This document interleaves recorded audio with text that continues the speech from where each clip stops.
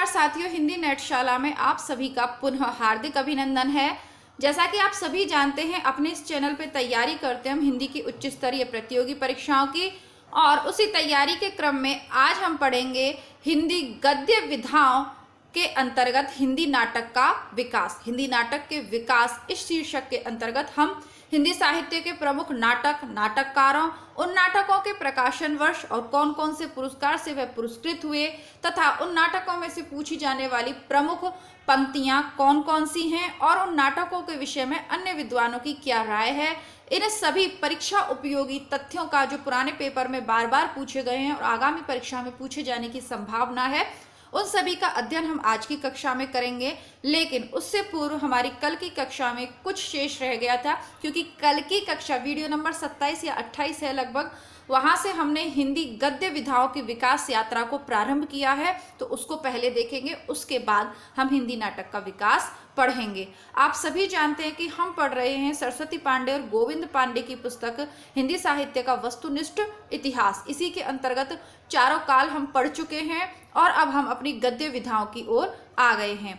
गद्य विधाओं के विकास की बात करें तो रीति काल तक गद्य साहित्य बहुत ही कम मात्रा में लिखा गया, लेकिन भारतेंदु काल के समय, भारतेंदु काल से आधुनिक काल का जब हम प्रारंभ मानते हैं, वहाँ गद्य की नई नई विधाओं का आविर्भाव हुआ, उनका विकास यात्रा हुई, और उस सब को हम हिंदी गद्य विकास के अंतर्गत पढ़ेंगे। हिंदी गद्य विकास अलग से टॉपिक लगा हुआ है, बहुत सारी परीक्षाओं में अलग से इसको लिख दिया जाता है तो ये हिंदी साहित्य के इतिहास का ही एक पार्ट, लेकिन अलग से इसको लिख दिया जाता है। इसका मतलब इसमें से प्रश्न पूछे जाने की संभावना बहुत ज़्यादा, थोड़ा आपको गहराई से इसका अध्ययन करना पड़ेगा। तो बस उसी की हम तैयारी कर रहे हैं।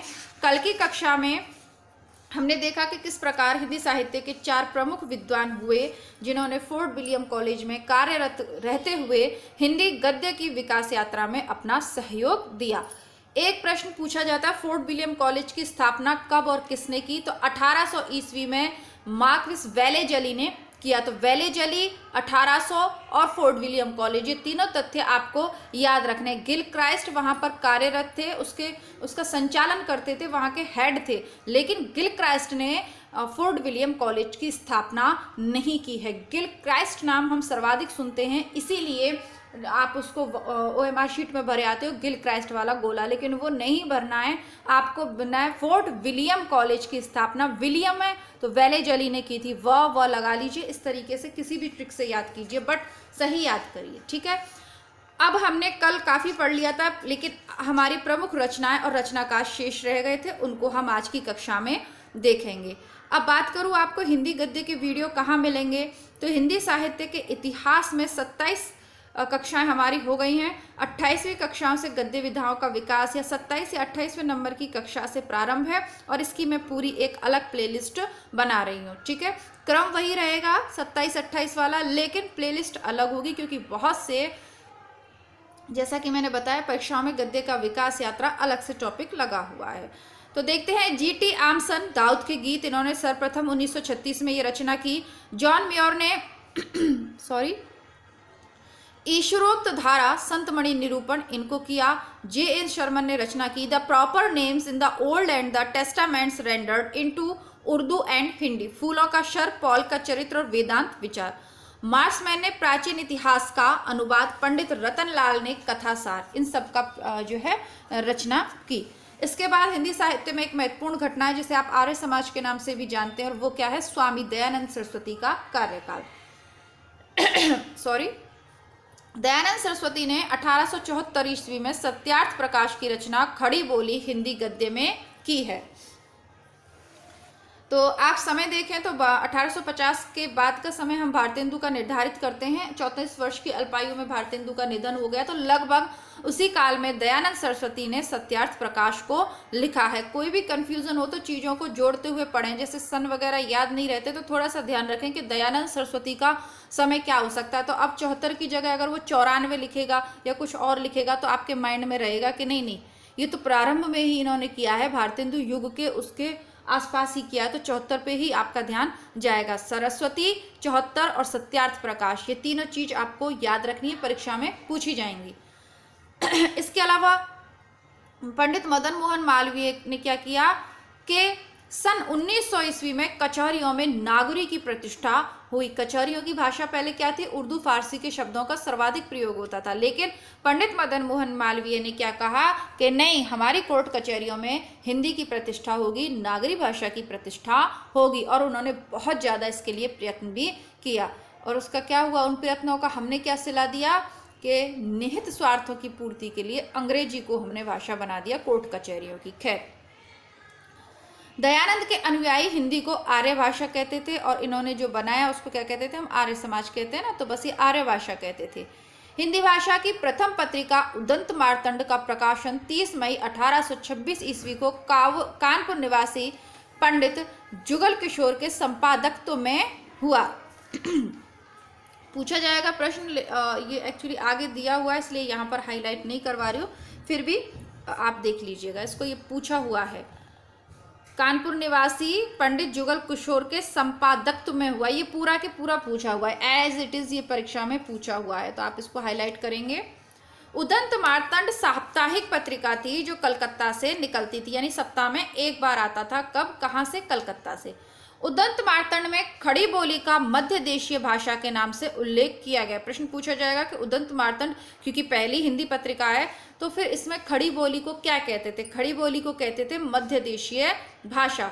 उदंत मार्तंड के प्रकाशन दिन को आधार मानकर 30 मई को राष्ट्रीय हिंदी पत्रकारिता दिवस मनाया जाता है। 30 मई को क्यों मनाते हैं हम राष्ट्रीय हिंदी पत्रकारिता दिवस? क्यों? क्योंकि उस दिन उदंत मार्तंड का प्रकाशन प्रारंभ हुआ था, जो कि हिंदी की खड़ी बोली के विकास में काफ़ी, आप उसको कह सकते हैं कि वहाँ से प्रारंभ हुआ, एक नींव रखी गई। ठीक, आगे बढ़ते हैं।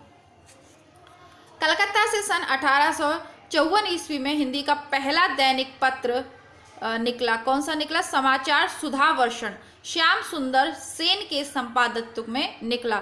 काफ़ी अंतर है, पहला निकला है 1826 में, लेकिन वो साप्ताहिक है, क्योंकि उतनी सामग्री सबसे पहले जुटाना थोड़ा मुश्किल है। लेकिन फिर उसी कलकत्ता से, स्थान एक ही है, कलकत्ता से फिर 1854 में पहला दैनिक पत्र निकला, वो था समाचार सुधावर्षण।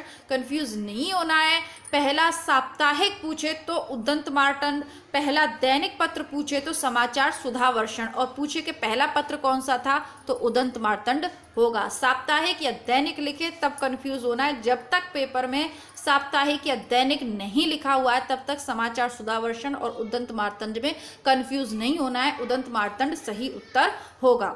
ठीक है, ये आपके छोटे छोटे से सवाल होते हैं जो कहीं ना कहीं आप कमेंट करते हो, उस समय मैं जवाब नहीं दे पाती समय अभाव के कारण, लेकिन पढ़ाते समय जब मुझे याद आ जाता है तो मैं क्लियर कर देती हूँ। बहुत सारे लोग अभी पता नहीं नाम मुझे याद नहीं आ रहा, उनका कमेंट आया कि मैम आप बकवास बहुत करते हो पढ़ाते समय, मतलब गजब, तो क्या करूँ मैं।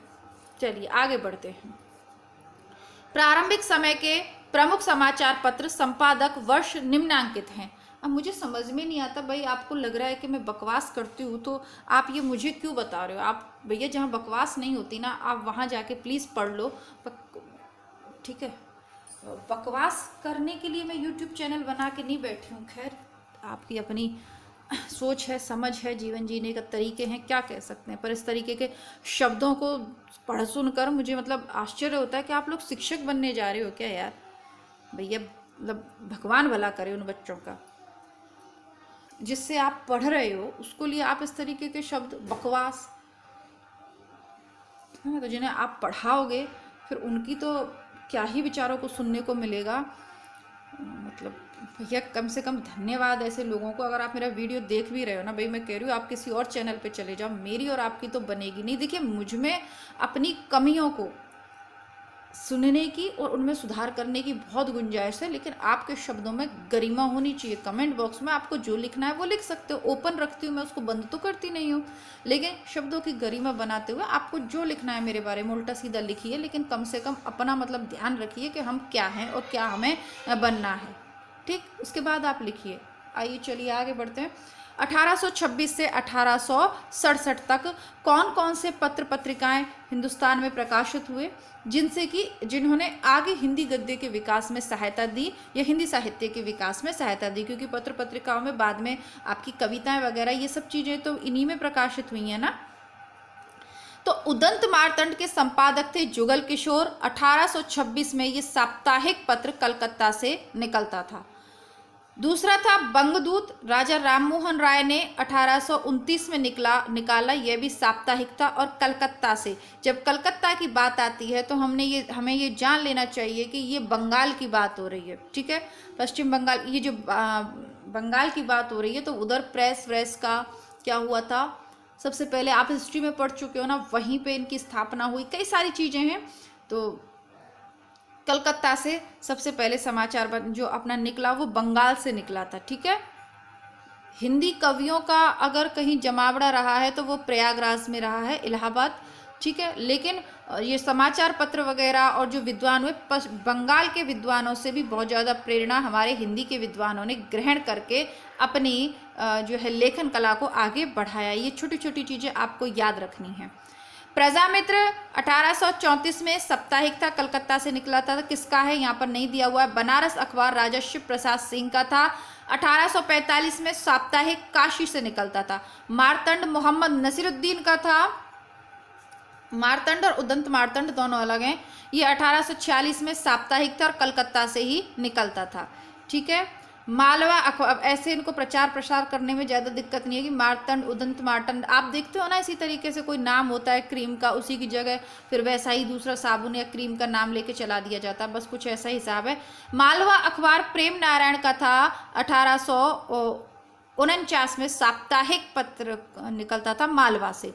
सुधाकर, ये बाबू तारा मोहन मित्र का 1850 में साप्ताहिक काशी से निकलता था। बुद्धि प्रकाश मुंशी सदा सुखलाल का था। 1852 में आगरा से इन्होंने निकाला।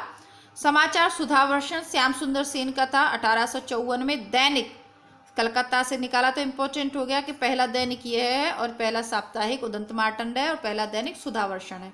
प्रजाहितेशी राजा लक्ष्मण सिंह का था, ठीक, ये 1855 में आगरा से इन्होंने निकाला। जगतदीप भास्कर मोहम्मद नसीरुद्दीन का था। ये 1846 में कलकत्ता से निकला। ये वही मोहम्मद नसीरुद्दीन है जिन्होंने मार्तंड निकला। मार्तंड और भास्कर दोनों ही सूरज के पर्यायवाची हैं। लोकमित्र ईसाई मिशनरियों द्वारा 1863 में आगरा से निकाला गया। अवध अखबार उर्दू में लखनऊ से निकाला। ज्ञानदायिनी पत्रिका नवीन चंद्र राय ने 1867 में, ये मासिक पत्रिका थी, पंजाब से निकली। तो पहली मासिक पत्रिका कौन सी है, ज्ञानदायिनी पत्रिका, नवीन चंद्र राय। इसके अलावा तत्वबोधिनी पत्रिका 1865 बरेली से निकली। वृतांत विलास, ये भी एक मासिक पत्रिका थी जो जम्मू से प्रकाशित होती थी। थोड़ा सा इस पे जो है छाया आ रही है, मैं खिड़की ओपन करके आती हूँ तो थोड़ा सा वीडियो में आपको लाइटिंग की सही प्रॉपर व्यवस्था नहीं मिल पाएगी। एक सेकंड रुकिएगा।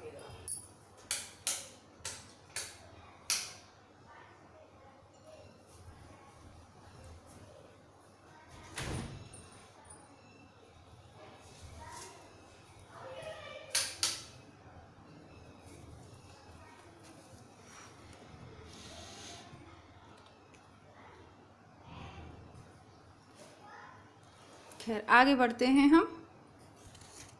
तो ये हो गए आपके पत्र पत्रिकाएं। अब इनसे संबंधित महत्वपूर्ण प्रश्न, थोड़ा सा सेटअप चेंज करना पड़ेगा, बहुत ज़्यादा छाया छाया जैसा वीडियो पे आ रहा है और अब मैं 13 मिनट का वीडियो बना चुकी हूँ तो इसको बीच में रोक नहीं सकते हम, है ना, फिर ये 13 मिनट निकालना बहुत मुश्किल हो जाएगा। चलिए, आपको अच्छे से दिखाई दे रहा होगा आशा करती हूँ, ठीक है। अब आगे बढ़ते हैं। बंगाल पत्रिका का प्रकाशन हिंदी के अतिरिक्त अंग्रेजी, फारसी तथा बांग्ला भाषा में भी होता था। बनारस अखबार के विरोध में तारा मोहन मित्र ने सुधाकर पत्रिका का प्रकाशन किया। बनारस अखबार किसका था, शिव प्रसाद सितारे हिंद का। और ये बाद में क्या है, उर्दू के लगभग समर्थक हो गए थे बाद में। तो इनके विरोध में उन्होंने सुधाकर पत्रिका निकाली। मुंशी सदा सुखलाल की पत्रिका बुद्धि प्रकाश नरुल बाजार का हिंदी रूपांतरण मुंशी सदा सुखलाल की पत्रिका बुद्धि प्रकाश नरुल बाजार का हिंदी अनुवाद थी, ठीक है। अब आगे देखते हैं।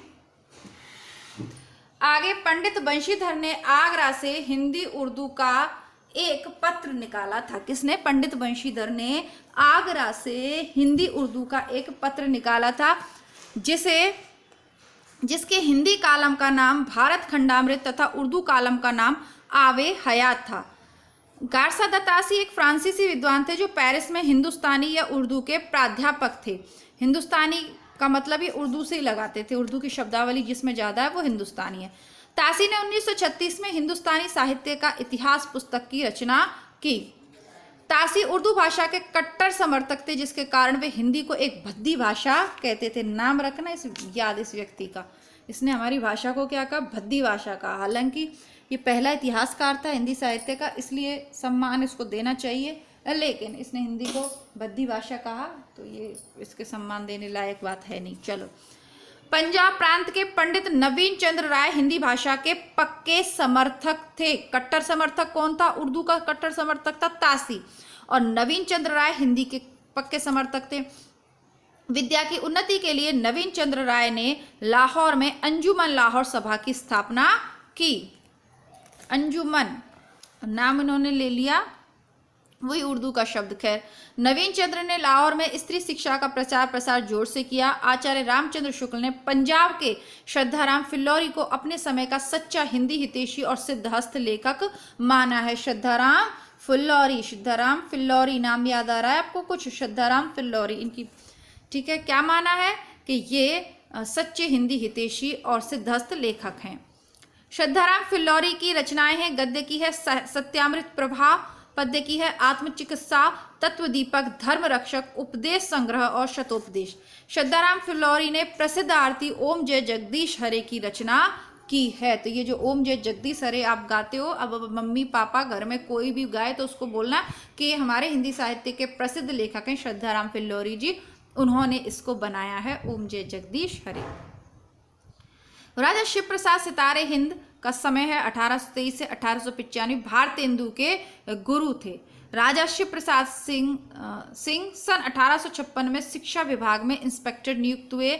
महत्वपूर्ण रचनाएं राजा भोज का सपना, ये सर्वाधिक पूछी जाती है, ठीक है। आलसियों का कोड़ा, इतिहास तिमिर नाशक, ये भी इंपॉर्टेंट है, पूछा हुआ है। मानव धर्मसार, वीर सिंह का वृतांत, उपनिषद सार, भूगोल हस्तांक, वामा मनोरंजन, वर्णमाला, स्वयं बोध, विद्यालंकार, भाषा का इतिहास, गुटका, हिंदुस्तान के पुराने राजाओं का हाल, सिखों का उदय और अस्त। राजा शिव प्रसाद सिंह के संबंध में शुक्ल ने लिखा है, प्रारंभ काल से ही वे ऐसी हिंदी के पक्षपाती थे जिसमें सर्वसाधारण के बीच प्रचलित अरबी फारसी के शब्दों का स्वच्छंद प्रयोग हो। समझ रहे हैं आप? उर्दू के लगभग ये समर्थक और बाद में तो हो ही गए थे, शुरू में तो ठीक ठाक स्थिति थी, और इसको शुक्ल की बुक में बहुत व्याख्यायित तरीके में हम पढ़ चुके हैं। राजा शिव प्रसाद सिंह कृत गुटका एक संग्रह पुस्तिका है, यह स्कूली विद्यार्थियों के लिए लिखी गई थी। राजा लक्ष्मण सिंह, ये कब से हुआ इनका? 1826 से और 1896। देखिए, सब प्रसाद सिंह का 1823 से ही जन्म हुआ और इनका 1826 में हुआ, 3 साल बाद। 96 तक रहे और ये 95 तक रहे। संस्कृत निष्ठ हिंदी के समर्थक थे, यानी शुद्ध हिंदी के समर्थक थे। राजा लक्ष्मण सिंह ने कालिदास के 3 ग्रंथों का अनुवाद हिंदी में किया है, शकुंतला, रघुवंश और मेघदूत। पूछा जाता है भाई, शकुंतला 1862, रघुवंश 78 और मेघदूत 82। राजा लक्ष्मण सिंह ने रघुवंश के गद्यानुवाद के प्राकथन में लिखा है कि हमारे मत में हिंदी और उर्दू दो बोली न्यारी न्यारी हैं। हिंदी इस देश के हिंदू बोलते हैं और उर्दू यहाँ के मुसलमान, और पारसी पढ़े हुए हिंदुओं की बोलचाली भाषा है, की बोलचाल है, मतलब जो भी है। भारत में हुए सांस्कृतिक जागरण, धार्मिक और समाज सुधार से संबंधित प्रमुख संस्थाएं। ब्रह्म समाज 1828, राजा राममोहन राय। ध्यान से यहाँ से प्रश्न पूछा जाएगा, आपको ये पूरा पैराग्राफ अच्छे से याद होना ही चाहिए। ब्रह्म समाज 1828, राजा राममोहन राय। तत्वबोधिनी सभा 1839, देवेंद्र नाथ ठाकुर। प्रार्थना समाज 1867, केशव चंद्र सेन के सहयोग से राणा डे, आत्माराम और देवेंद्र नाथ ने किया। वेद समाज केशव चंद्र सेन ने 1867। सत्यशोधक समाज 1873, ज्योतिबाई फूले और ज्योतिबा बाई फूले है। आर्य समाज 1875, दयानंद सरस्वती, सत्यार्थ प्रकाश आपको याद होगा। थियोसोफिकल सोसाइटी 1882, वॉल्वस्की एवं कर्नल अलकाट। ब्लाटवस्की एवं कर्नल अलकाच ने थियोसोफिकल सोसाइटी की स्थापना की है। रामकृष्ण मिशन की स्थापना 1897 में स्वामी विवेकानंद ने की थी। तो ये आपका हिंदी गद्य का जो विकास यात्रा है उसमें प्रमुख चीज़ें आपकी हो गई। अब हम हिंदी नाटकों का विकास इस यात्रा को अब प्रारंभ करेंगे। ठीक है, तो प्रथम उत्थान में देखते हैं कि शुक्ल ने क्या लिखा है। अब इस पूरी पुस्तक में जगह जगह शुक्ल को कथनों को दिया गया है, तो आप आचार्य रामचंद्र शुक्ल की पुस्तक के प्रमुख तत्वों को पढ़ना चाहें, परीक्षा उपयोगी प्रश्नों के बारे में जानना चाहें, किस प्रकार प्रश्न बनते हैं, तो ये पूरी पुस्तक आपको प्लेलिस्ट में मिल जाएगी। नए विद्यार्थियों को मैं ये बता रही हूँ, प्लेलिस्ट से पढ़ लीजिएगा आप। इसके अलावा इसी चैनल का दूसरा भाग है हिंदी बुकशाला।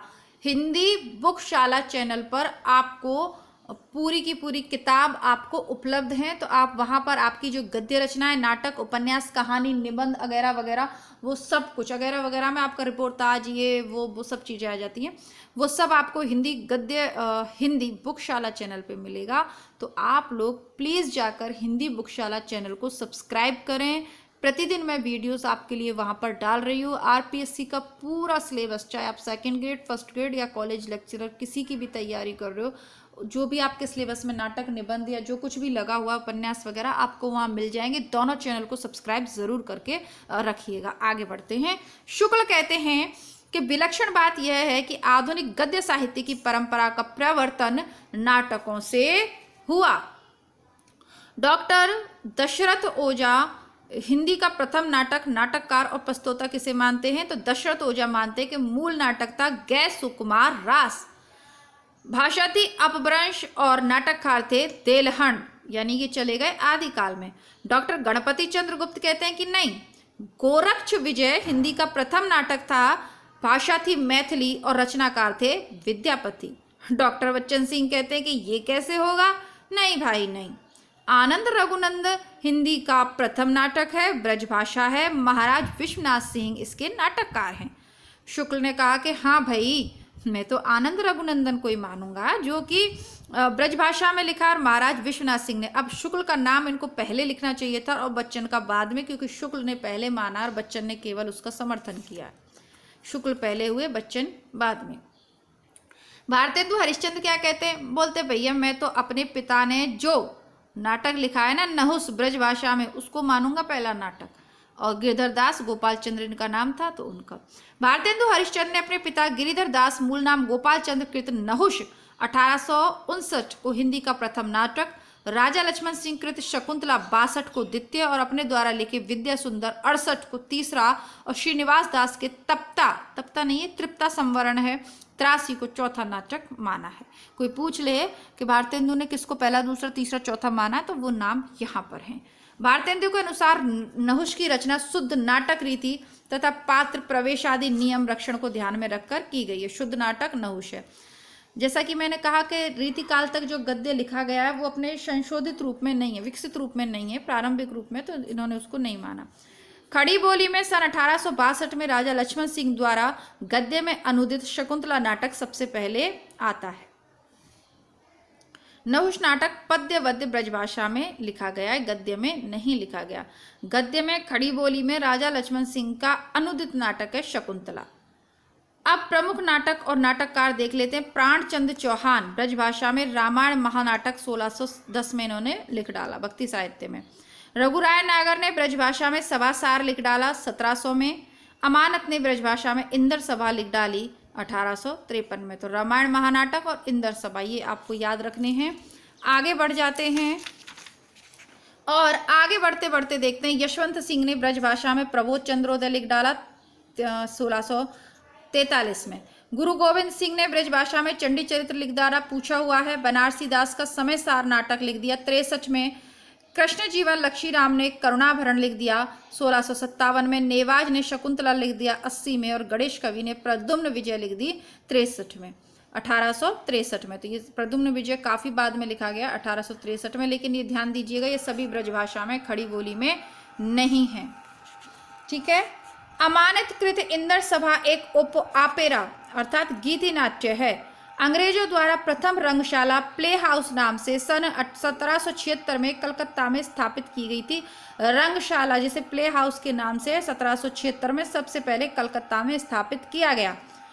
77 ईस्वी में कलकत्ता थिएटर की स्थापना हुई। आधुनिक हिंदी का पहला अभिनीत नाटक शीतला प्रसाद त्रिपाठी का जानकी मंगल माना जाता है, जो 1868 ईस्वी में काशी में खेला लक्ष्मण का अभिनय भारतेंदु हरिश्चंद्र ने किया।